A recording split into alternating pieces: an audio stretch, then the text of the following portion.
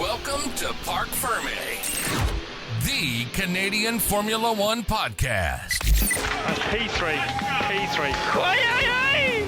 Okay, mate. Woo! Purple. Hey, he's got another podium. Who would have thought? We talk race reviews, news from the paddock, and bring you everything from the world of Formula One.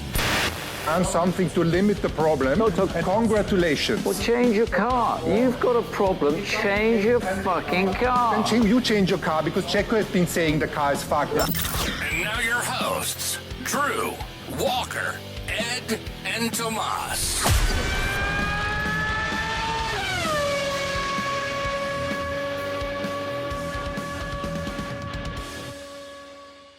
What's up, everybody? Welcome back to Parc Ferm, the Canadian Formula One podcast.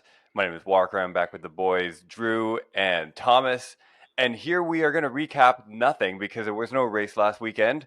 If you listened to last episode, you might have heard us talking about the Hungarian Grand Prix and how we were really pumped to see it in a couple of days. Well, turns out we all fucked up because there was no Grand Prix. There was a bye week, but we were just so pumped. We were so excited to see another race. But there wasn't one. It's coming up this weekend, which means we don't have any race to recap for this episode, but we got lots of other juicy topics to go over. I think one of the biggest stories that are still going on in the F1 world is the whole move at Alpha Tauri with Nick de Vries out and Ricardo back into his seat. And I think there's a whole lot of minutia there that we didn't get a chance to touch on last episode. Not only in how it plays out for the rest of this season, but really what that means for the whole Redbull Alpha Tauri team conglomerate moving into 2025 or 2024 and then 2025. So I know we were just talking a little bit about Danny Ric off camera. Drew, do you want to pick up where you left off and just kind of share what you heard about the quote from Horner and where that might take us? Yeah, so I got a press release from Formula One today, quoting Christian Horner talking about getting or Danny Ric having his goals and sights set on becoming a Red Bull driver in 2025. That being said, I think it's quite clear the moves that Alpha Tauri and Red Bull as a whole are making in order to at least give him that opportunity. Checo is in the hot seat now. I think there was a lot of speculation on him just having a couple of bad races because he started the year off strong and he had a couple of questionable races, questionable qualities. Unfortunately, he is making his questionable decisions a reality, race in and race out now. And I think that I don't know if the pressure is getting to him, but it is becoming quite obvious that that seat is going to be up for grabs at the end of 2024 when his contract is up. I think Max Verstappen is geared in for up until 2028. And I think it's a smart decision for them to play out Danny Ric's seat in AlphaTauri first to see how that works. In my humble opinion, as this random kid in Canada watching F1, Danny Ric has one shot at this left. If he goes to Alpha Tauri and doesn't do well or is out-qualified, out-raced by Yuki Tsunoda, it is not the McLaren car was just a bad car. Danny Ric just didn't fit into that team. It didn't work out. This is his last straw because if he does this, we spoke to it last week, but if he does this and doesn't perform, this is his last shot at it. Then it's a Danny Ric problem. It's not an Alpha Tauri or a car problem.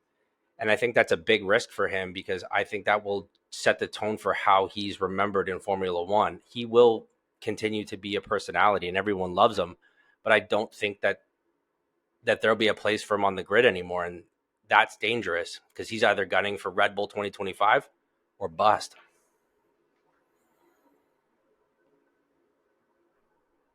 Thomas, what are your thoughts on this? There's not too much to add to what Drew said. I mean, I agree. The pressure is getting to Sergio, and as Drew said it's obvious he's starting to crack. And like we all know, you could have one or two or three bad weekends, bad qualifyings, but this is, I think, fifth time like he was out in Q1. Like, no, for a Red Bull, it's no bueno. especially when Max is constantly performing, and Checo's is left in the dust.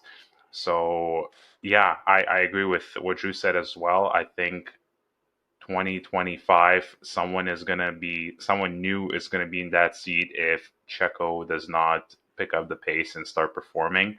As in regards to Danny Ric, it could be either his best career move if he proves that he can drive, or again, as Drew said, it could be his downfall. Like that, again, Drew, you put it perfectly. That's it. If you're not performing, if Yuki is performing better, if he's out qualifying you, then yeah, I'm sorry, it's not the car, it's you. You know, maybe you lost some skill somewhere, or something's not right with you, and he's gonna be a personality. People are still gonna love him for all the stuff, the stints he pulled. But yeah, it's make it or break it at this point. That's all I have. So I think we've talked a lot about, and not just us, but everyone in like the F1 world has talked about Danny coming back, and really like this is his last shot before he either gets put out of pasture or he gets a real seat. My question to you both is, what are we judging his performance on? Like, what do we consider a success? Like, because he's going into not a great situation, not a very fast car. So how do we start to quantify his performance and try and separate him as a driver where he gets to deserve another shot or another seat or maybe a chance at the parent club versus not? I think they're going to use Yuki as a baseline. Like he's, if it's the 0, Yuki's going to be performing at, let's say, a 5 or 6. So if Danny Ric's not coming in at least at a 5 or 6 or even outperforming him, that's just your baseline, right? So that'll be what the car can do. And let's see what you can do as a driver, Danny, over and above that baseline. And I think that'll be a great representation. And like, do you play as a teammate? How well do you adapt to the car? How well does that car then, with you in it, adapt to the different tracks? They'll use that. Is there a portion of his marketability in there? I think so. I think it'll be like, how do we play this using Danny Ric's social clout to, I guess, enhance Alpha Tauri as a team, and how do we use it to kind of play off the yin and yang of the Red Bull versus Alpha Tauri? I think the marketing team is going to go bananas with this. I know the producers of Drive to Survive are probably getting hard thinking about having him back on the grid. And I'm excited too for all those same factors. I'd love to just see what Danny Ric's got in his bag. He's getting older. He had a great run at a bunch of teams. I think, sunsetting at McLaren was not great. And this is his last kick at the can. And I'm super excited because I know that he knows this is his last kick at that can. So does he get a grace period going into it? Going in cold into a car where you look at someone like Yuki has had 2.5 full years with that team, with that platform? Yes. I think his marketability and his social clout has allowed him a little time to catch up, but not a lot. Like, I think by the end of this season, if they haven't seen at least a hope in hell, that they're just going to move on to somebody else and then just put him back as a Red Bull reserve driver. And then maybe think about that for, and that's the thing. They won't even think about him for a replacement for Checo in 2025, because if he doesn't perform and they put Liam Lawson or one of these other young cats into Alpha Tauri next year, I think Danny Ric's done. Straight up. You heard it here first. It's funny you say that because Liam Lawson has now been passed on twice because of Danny Ric as well. And I read an article or something basically that said they chose Danny Ric over Liam Lawson. A lot of the reason was because he has character, he has fan base, but it's his personality as well. Huge cash influx to the sport, to the team. So there's that. Was it a smart move? Yes and no. It was a smart move on Alpha Tauri's part. You get the loyal fans back watching again, cheering for the team. But if they went with Liam Lawson, maybe they, who knows where they might have ended up being. We don't know his skills yet. As for a benchmark, I agree. I think they're going to test it with Yuki, and if he's performing on more or less the same level, it's okay, it's passable. But I think he really needs to get to perform way better than Yuki in order to prove himself that he still has it. He still has that passion. He still has the drive to win and to be a world champion. Yeah, it's interesting thinking about it from Lawson's point of view. Seeing what's happened over the last couple of years and just the history of that team, you've got to be pretty nervous as a rookie going into that club, into that team in general, right? Thinking about like, how short is my leash going to be? Because they've had, as we know, we can look at, Albon and then now De Vries, and it's not a team that has a lot of patience or seemingly that has a lot of patience for development. So, maybe he was like, this isn't so bad because of Danny Ric sucks in that car. Now, all of a sudden, I think that relieves some of the pressure of whoever's coming in. If Danny Ric is in there and then he starts to perform, Sonoda's got a little heat on his back, but then it proves that, it's not really the platform, it's the driver. And then it looks shitty on Nick De Vries, right? But if Danny goes in there, he can't perform. He can't get any performance out of that car. I think it makes whoever's taking over that seat next a little bit more comfortable. Maybe you should allow them a little bit more grace as they try and prove themselves. Let's switch focus to Sergio, because he's obviously the other key player that's off on the sidelines right now. He's everything is speculation at this point in terms of the motivations and the strategy behind it. We've touched on it a little bit, but where do you think, at this point of the season, we're almost halfway, he's nowhere near, obviously, Max anymore. I think he started the season pretty strong. He's fallen off quite a bit since. At this point, he's really fighting for second, maybe, if you can kind of pick it up. Where is he at right now? Where's his head at? He's terrified, and he's gotten in his head so hard after slipping a couple of races. He's struggling with himself.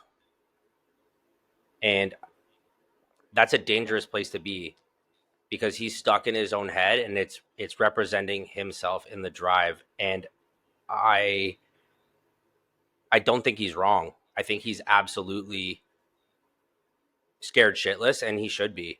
And that's pretty sad. Like, obviously, Red Bull's probably got themselves cooked a contract with him that, they could probably get rid of him at the end of this year if they really wanted to.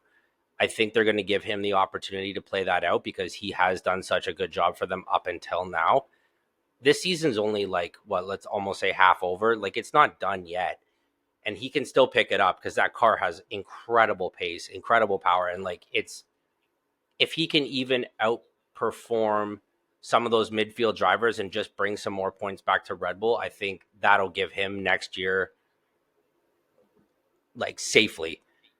But the issue becomes is we haven't had Max slip up yet, right? So Red Bull's not banking on any of these safety points that Perez is supposed to come in. But if you have a first corner crash or first lap crash where Max is taken out of the race, all of a sudden, Red Bull's already far and away, but they're looking at a secondary driver as somebody who pulls out, decent points every race for the constructor. And he hasn't been doing that at all. And so I would argue that they haven't needed him as a backup this year, but they might, right? And so I think that becomes even more pressure on him. And now that you have a big personality like Danny Ric, and now that they're giving Danny Ric this shot, he is in his head through and through, and rightfully so.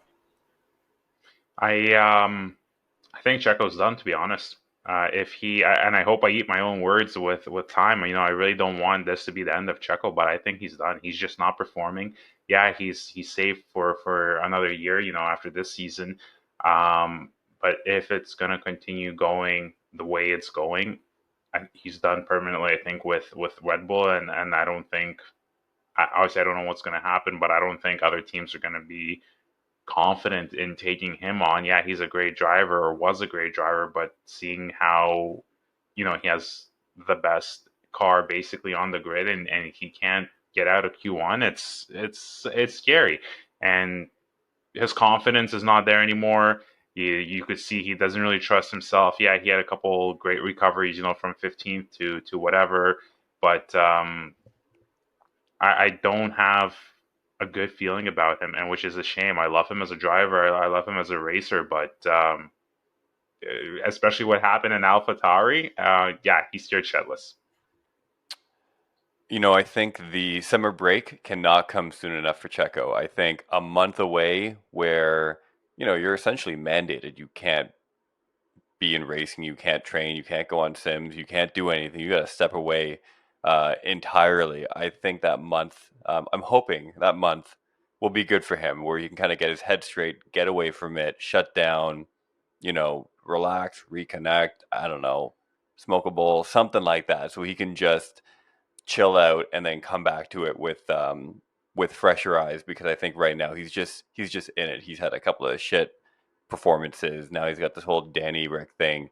So I think he's very much looking forward to that break. And I guess the other character in this threesome or foursome, depending how you look at it, is Yuki. Do you think he's feeling any pressure at this point, or do you think he's still pretty comfortable where he is? Yuki is killing it. Like, is he? Is you he know though? what? Not in terms of points. It. Okay. Not in terms of points, because he was just at that like 11th place. But like, I would argue that's the best that car can do. Like, if he was in a better vehicle, I think he would be performing at a much higher rate. Like, if he was in a McLaren as of last weekend, he would be up there. Just as his driver skill, his spatial sense, his ability to stop hitting people. You know what I mean? Like, last year he had a couple of bumper car incidences. His first year he had, some spin off, like all that kind of, he's become a much more conscious racer, in my opinion. And I think he's consistently performing as best as that car can do. Yuki's a G. I don't think he's under any pressure. I think he's safe. As Drew said, he's doing what he can do. No one, as far as we know, no one is yapping down, breathing down his neck. He's doing what he's able to do. We all want more from everyone, and I'm sure the team wants more from Yuki as well. But he's competing. He's there with what the car can do, and I think he's safe. And I think the team is pretty happy with him where they are right now. And I hope to still see him on the grid and hopefully in a better car. So another team that maybe has a bit of a question mark in terms of their drivers lineup, at least at the end of this season, is Haas, with both of those drivers out of contract. We have Hulkenberg and we have, why can't I remember his name right now? Who is it? Hulkenberg and Magnussen. Thank you. K-Mag. What do you think happens at Haas on a car and a team who, frankly, they've been doing fairly well in qualies. Race pace hasn't necessarily been there. And I think Hulkenberg has really been outperforming Magnussen at this point, until this point of the season. So where do you see that team going into 2024 at this point? I think that Haas was a little bit lost as far as who the drivers were going to be. They ended up picking up K-Mag and Hulkenberg. I don't know if that was a long-term play because they didn't sign them to long-term contracts. Both of the guys were out of the game for a minute, came back into the game. I think they surprised everybody. I don't know if the Haas car is where they need it to be, but those guys have successfully been, consistent in the races, like some surprise quality stuff, some Q3s, some they've shown some real promise for a couple of old cats that I think everybody had kind of just written off as mid-pack drivers at whatever teams they were at prior to. And then they came back and, I like the dynamic between the two of them. I think because they can both appreciate each other as older drivers. Do I think Haas has longevity with either of them? No. I think Haas needs to start doing some serious thinking about who they're going to start recruiting, looking into some of the B leagues and see what they can bring for the future. Because I actually don't think the Haas car is too bad. It's not great, but it's always been a lower lower pack kind of car. And I think they've gotten a little bit of pride, a little bit of confidence back based on these two drivers. And I think they're getting a little bit more attention because they are an American team. And, the Drive to Survive kind of swing has really pumped through the States and North America. So I think Haas has gotten a little bit more recognition. So I think that's helped as well. I don't know what's on deck for those guys. I don't think they're going to be poaching anyone from F1 and stealing them for their seats. Maybe that's where Perez lands. You know what I mean? Like once he gets ousted, like what other options does he have? You know what? It's funny you actually mentioned that. I was thinking that a couple of days ago, if Perez loses his seat, I'm like, and I don't know why, just a random thought. I'm like, imagine him ending up at Haas. Like that'd be like, wow. But honestly, I don't think he would do it, just because it's Haas. As for the current drivers, I have a feeling that the team is gonna keep them on for at least another year. They are relatively consistent. Like you said, the car is okay, could be better, but obviously, like the team got some confidence back. But yeah, I agree. I think they need some new, fresh blood in those seats, both of them, to really see what they're capable of.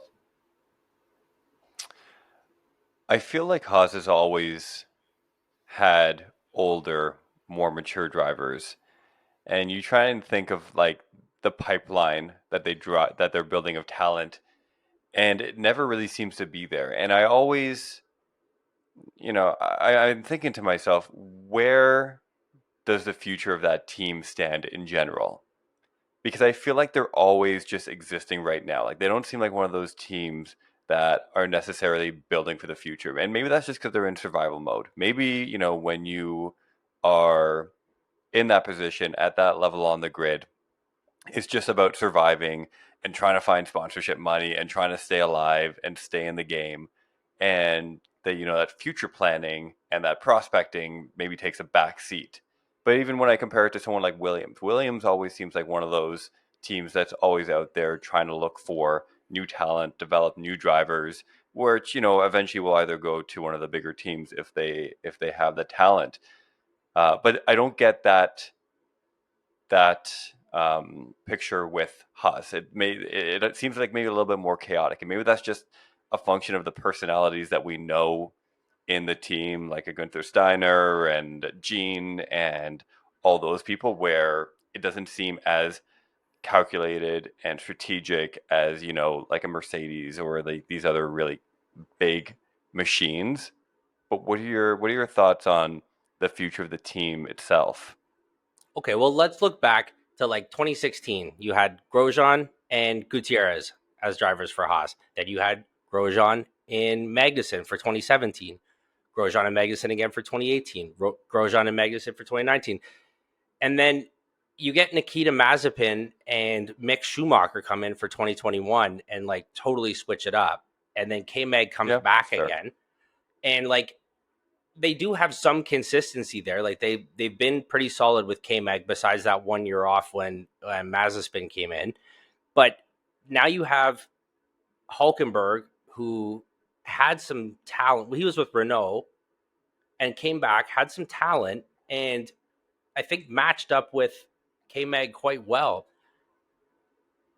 I think like Thomas had said, like they've always had a little bit of an older cat kind of style, but I think it was out of like, not because of choice. It just kind of like landed that way, and then they kept it consistent that way.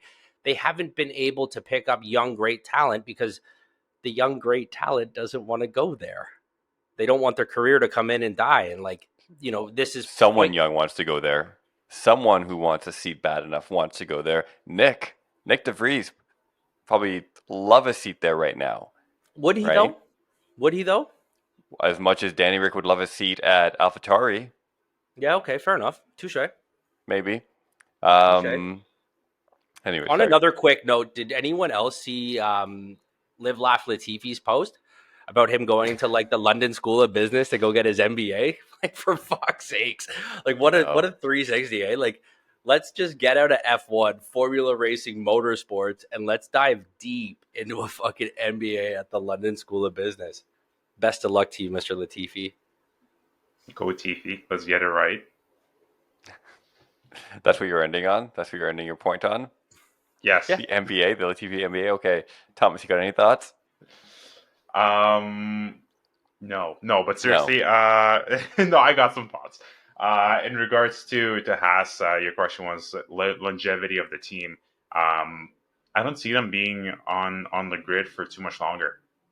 Just because, as one of you said it, they're just existing for the time being, and that's not a long-term solution. Sooner or later, either money's going to run out, or a new team is going to come in and going to buy them out, or something is going to happen.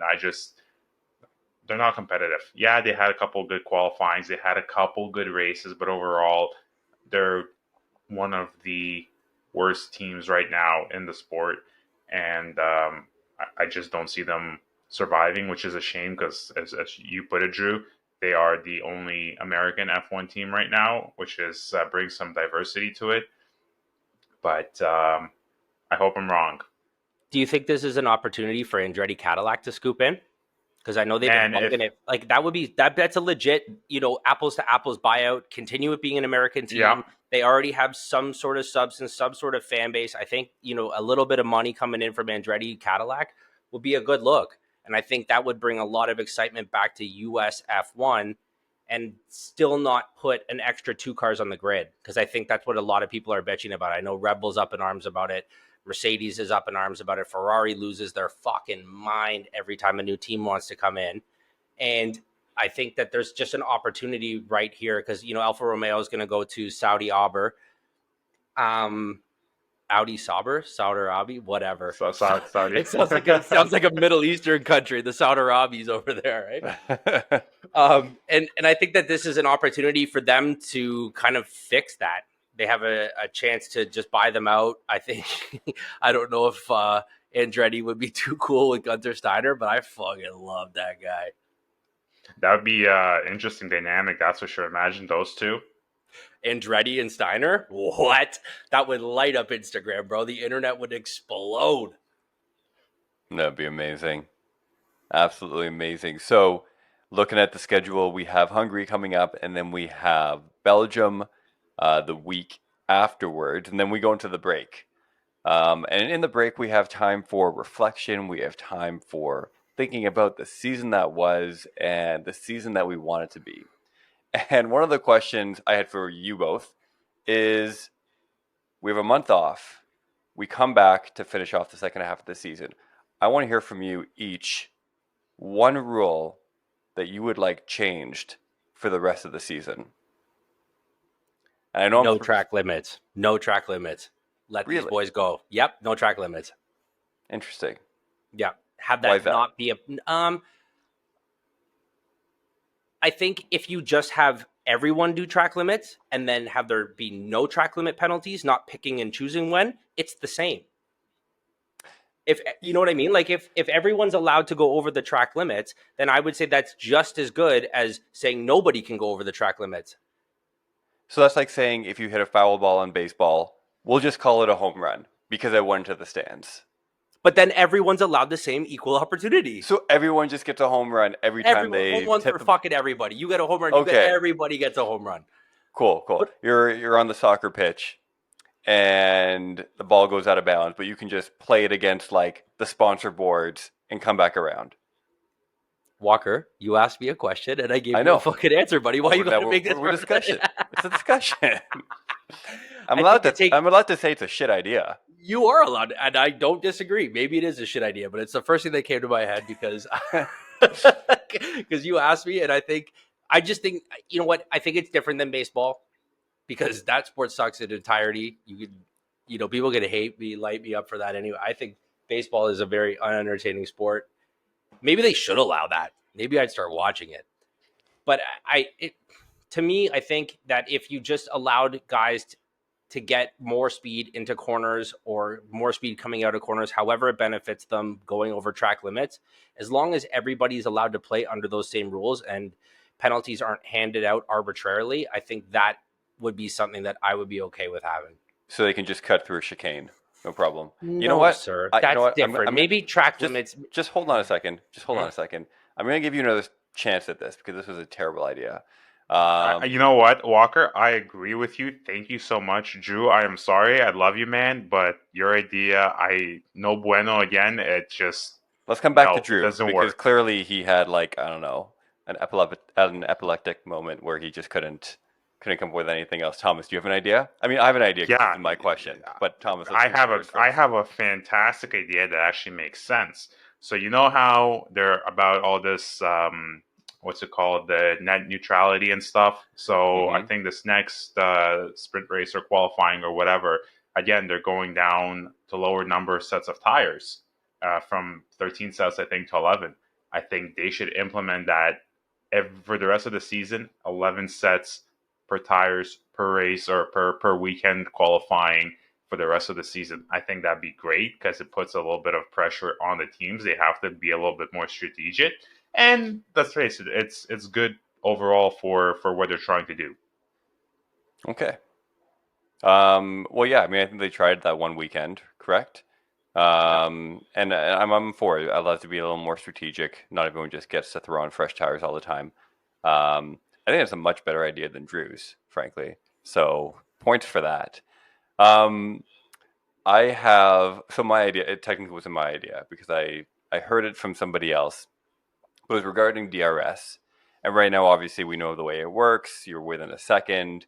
You can hit your DRS in the certain zones on every lap.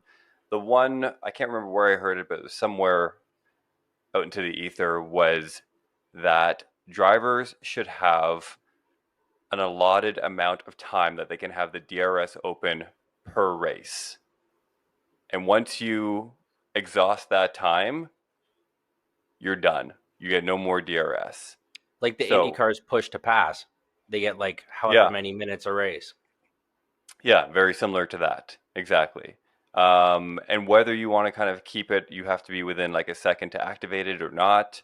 You know, that can be determined. But I think, you know, one of the things that we see, especially with these tracks where certain cars are so dominant, is that you just have these same zones where it's the same overtaking, where, you know, certain teams just are, you know, it just becomes very repetitive and very formulaic in terms of like where passing is happening and how that's occurring. But if you're really limiting the amount of DRS that they can have in totality, maybe that opens up a little bit more options for other teams to work their way up the field, or you just have to be more strategic where you're using it.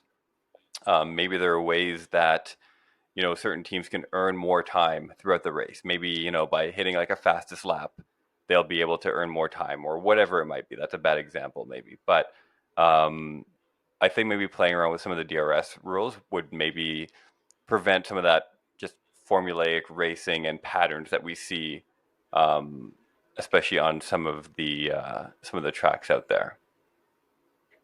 You want to shit on that one, Drew? No, I just want to say that your best idea was actually someone else's. You fuck. I know, but at least I admitted it. Yeah, it's true. You know what? You had an original idea. Well, it wasn't an original idea. No, that's not an original idea either. No, it's not. At least I took someone's good idea. You took someone's shit idea.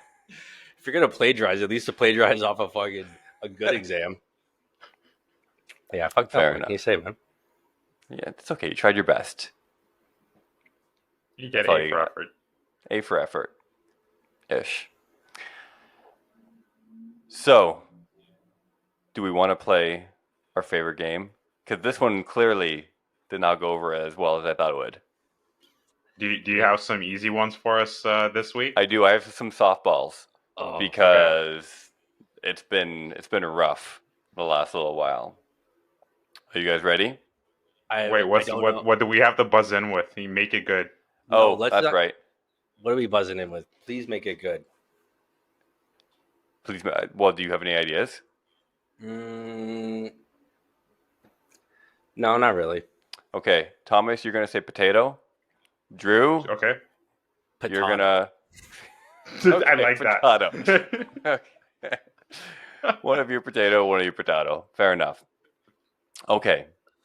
Softball. Tag Heuer. Potato.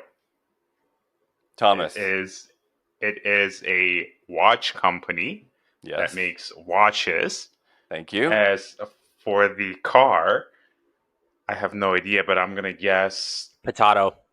I'm gonna say Tag Heuer Watch Company on Redbull. Wow. Can you do that? I'm allowed to. Time Fuck, limit? that guy was thinking. He was thinking way too long, man. I think he was looking it up on Google. no, I wasn't. But Yeah, you were. I could see your eyeballs. I was not. His My internet's not that phone's fast. right here, so I was Can't not. do it. You're fucking liar. Okay, so one for Drew. Finally, we get one. And I think we forgot to introduce the game. This is the Name That Sponsor, where you have to name the brand, obviously, and what it does, and which car it's on.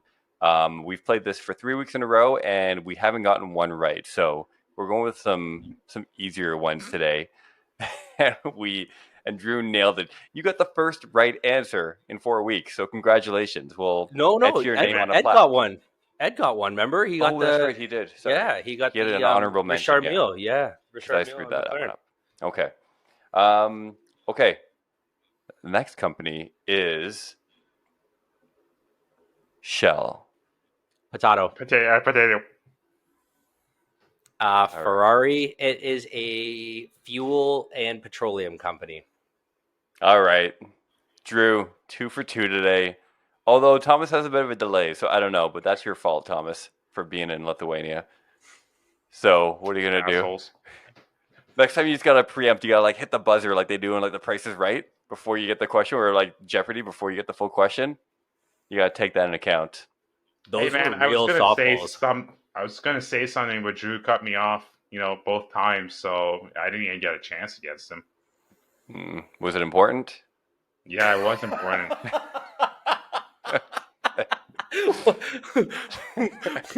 Was whatever you were going to say, did it have any substance at all? You know what, Thomas? I think Walker and I shit on you the most just because you're not near us, and we feel like we're allowed to because there's no fear of retribution at all. We're just like, we can do whatever. Hey man, no worries. I'm gonna come to Canada. Just like 105 kilo guy, 6'4" guy. Then we'll see who gets what. As far as I'm concerned, you're about 2.5 inches tall on my fucking screen every time, so I don't even know. Watch him show up. He's like 5'7" and like $160. I would fucking love it. We would be taking selfies and posting those all day. All right, boys. So, any last words, or do we want to wrap up? Nah, I think that's good. We got a bye week. No, I got. You know what? No, I got last words. I got quite a few things to say. Okay. I'm mad at you, Drew, for interrupting me. Walker, I'm mad at you for not standing up to me. And it was a good podcast. So okay, I enjoyed Take us out. Do the end credits. Come on. Take us home, buddy. All right, guys. Drew. No, Thomas. Ooh. Now's your chance. Credits. Speak your mind. Yeah. Home credits, thanks for joining us. Love you all. Love the support. Join us next week when we recap the race. And hopefully Drew and Walker won't shit on me anymore. Maybe if Ed's back.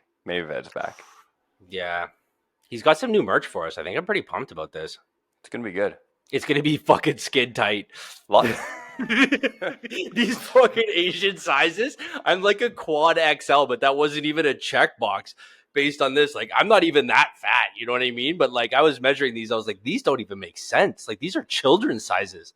So if it's gonna be small on you, what's it gonna be like on Thomas? Buddy, it's gonna be apparently whatever. Yeah, you were like 6'5", apparently. Allegedly. And he counts in kilos because that's how the Lithuanians do it, eh? I can't even do the math. How many stones are you? No, they fucking don't, buddy. We counted feet.